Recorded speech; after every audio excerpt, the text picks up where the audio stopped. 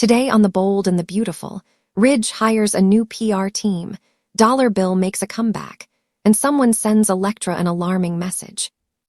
At the beach house, Will and Electra shower off after coming off the beach and settle onto loungers.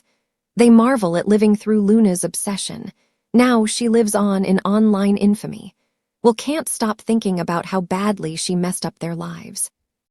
At the Forrester mansion, Brooke, Ridge, Eric, Donna, and Carter discuss the press being in a feeding frenzy over Luna. Brooke told Will and Electra to take some time off. Ridge notes this is also hard for Finn, she was his daughter. He's glad she's gone so Steffi doesn't have to look over her shoulder all the time. They mull over the tragic loss of the baby and Luna's many crimes. Donna's glad Katie can finally focus on her family and helping Will. As more headlines come in, the Forresters can't believe how crazy things are getting. Carter points out Luna was part of the company. The PR team usually handles this, but since Katie's taking time off, he called in reinforcements. At Bill and Katie's place, they're still replaying the Luna drama in their minds and grumble about the online coverage of the deranged woman. They go over how delusional she was and how she turned their son's life upside down. Katie declares that she got everything she deserved.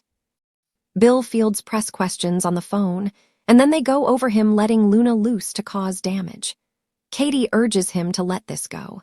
Bill decides she's right and declares that Dollar Bill is back in business as the leader of the Spencer family. Katie and Bill call Will, who reports that he's with Electra. Katie is glad they're spending time together, but suggests he talk to Taylor. Will declines, given he has lots of support. At Forrester, Brooke, Ridge, Eric, and Donna meet Robin, the new PR person.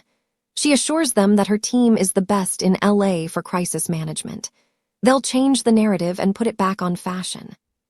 At the beach house, Will once again goes over all of Luna's crimes. Electra says she hurt a lot of people, including Will.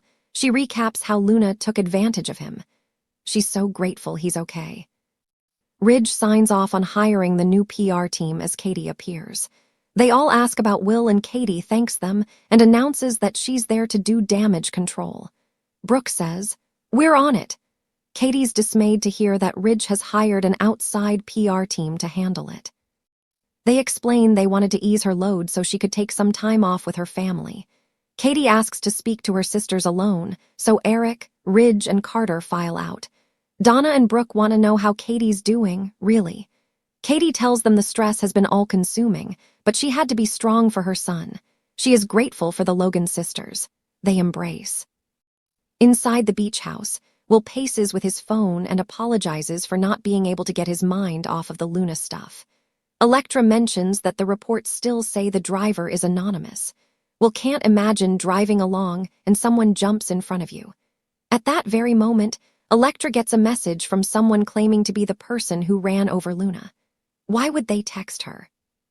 In an undisclosed location, someone looks at their phone screen, which has the text to Electra saying, "I'm the one that ran over Luna."